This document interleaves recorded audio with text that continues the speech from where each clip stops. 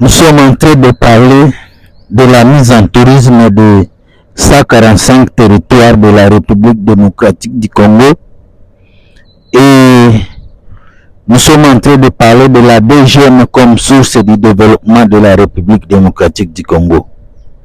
Aujourd'hui, nous allons parler de la frontière entre la RDC et le Rwanda. C'est très important que vous puissiez comprendre parce que beaucoup de gens ne savent pas des postes touristiques de la République démocratique du Congo. C'est pourquoi ce mois de juillet, nous sommes en train de parler de postes frontaliers par où les touristes peuvent entrer. Mais d'après notre constat, nous avons dit qu'il n'y a pas de territoire touristique, ce sont les hommes qui en font touristique. Deuxième chose, nous disons, c'est le tourisme qui paie la conservation et sans les touristes, il n'y a pas de tourisme. Quatrième des choses, nous sommes en train de dire qu'avoir le potentiel touristique ne fait pas de nous une destination touristique. C'est pourquoi nous sommes en train de parler, nous sommes en train de montrer comment chaque territoire peut développer le tourisme. Nous sommes en train de dire aussi que comment nous pouvons quitter la situation de 2 dollars par jour à 30 dollars par jour grâce au tourisme. C'est possible. Et nous sommes en train de dire que la clé du tourisme, c'est la DGM. Parce que c'est eux qui ont le pouvoir d'accepter ou de refuser quelqu'un à entrer en République démocratique du Congo. La DGM signifie Direction générale des finances. C'est eux qui contrôlent les entrées et les sorties des populations dans un pays. Donc ce n'est pas la faute aux Nations Unies, à l'Organisation internationale de migration, ce n'est pas la faute à la MONUSCO, ni aux pays étrangers si nous sommes incapables de contrôler nos populations. Donc c'est notre responsabilité, nous les Congolais, à prendre conscience de cela. Et nous sommes en train de dire que la DGM a des recettes grâce au visa qu'il peut donner aux étrangers, aux résidents, mais aussi à vendeur de passeports, de CPGL, de tenants de passeports. Donc tout ça, c'est grâce à ce service que la DGM vit. Et ce que nous regrettons, c'est que parfois nous nous demandons est-ce que le paiement de toutes les gens, de toutes les personnes qui se trouvent en République démocratique du Congo reçoivent leur salaire équitablement. Est-ce que leur motivation est la même? Et actuellement, avec l'administration parallèle en République démocratique du Congo, c'est très difficile de développer le tourisme.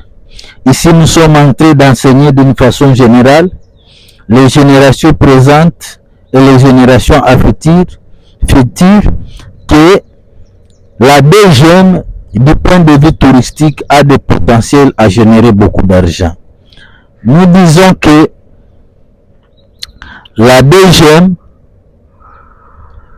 peut aider facilement à développer le tourisme en République démocratique du Congo. Et avec la frontière avec le Rwanda, nous avons la grande barrière avec la corniche, la petite barrière. Nous avons aussi au niveau de Kibumba Hehu. Et à part Goma, nous avons l'île d'Idji, où là aussi la Direction générale de migration.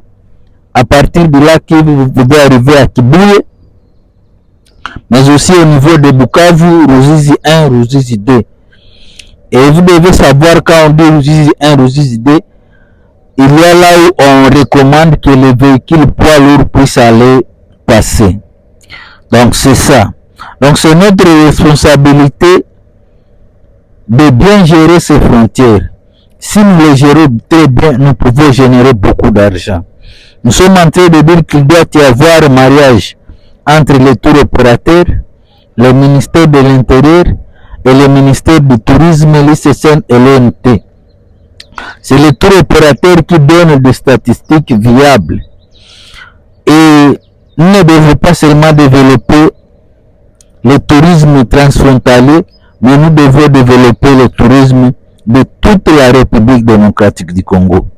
Quelqu'un qui entre à partir de Ruzizi, il peut sortir à partir de Zongo, il peut sortir à partir de Beni, à partir de Bangassou, à partir du Congo central, Lufu, Luezi, Kabinda, Moanda. Quelqu'un qui entre par Kamonia peut quitter à partir de Ishasha. Donc, c'est cette vision que nous pouvons avoir. Ce que nous sommes en train de vous dire, c'est la pratique. Parce que vous pouvez aller à n'importe quelle université du monde, Oxford, Columbia, même à Paris. Mais s'il n'y a pas mariage entre la DGM, le tour opérateur,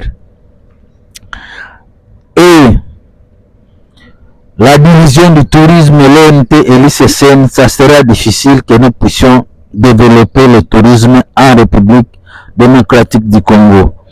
Nous avons dit que tout doit être gagnant-gagnant. Chacun doit avoir son pourcentage.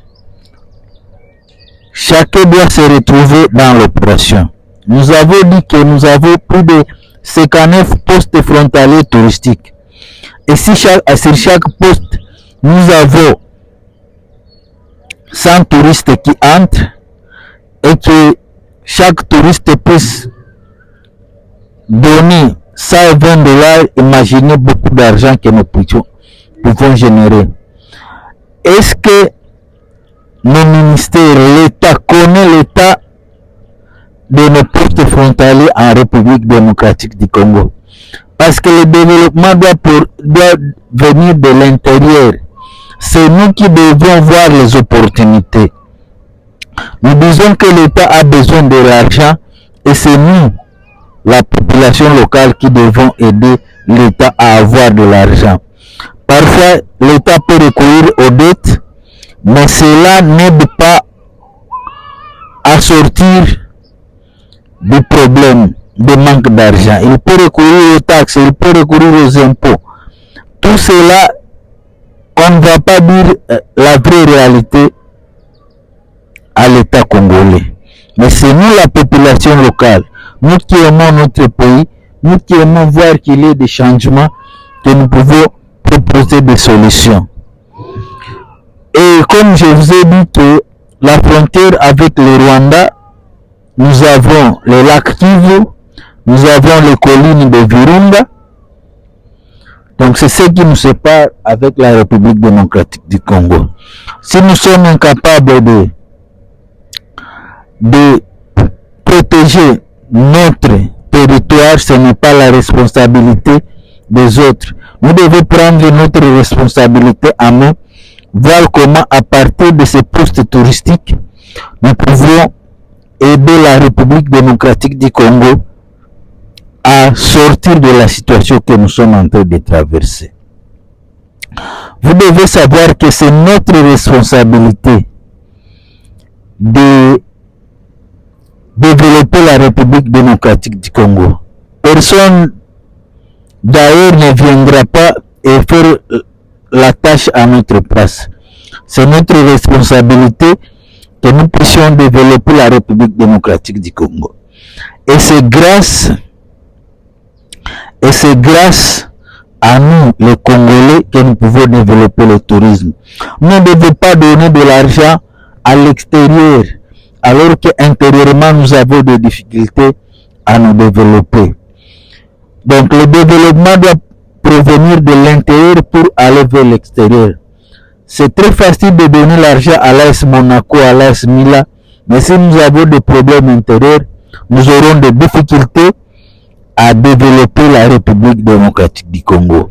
Donc c'est très important que nous puissions comprendre ce que nous avons en RDC, le potentiel que nous avons. Donc l'argent qui peut provenir de là C'est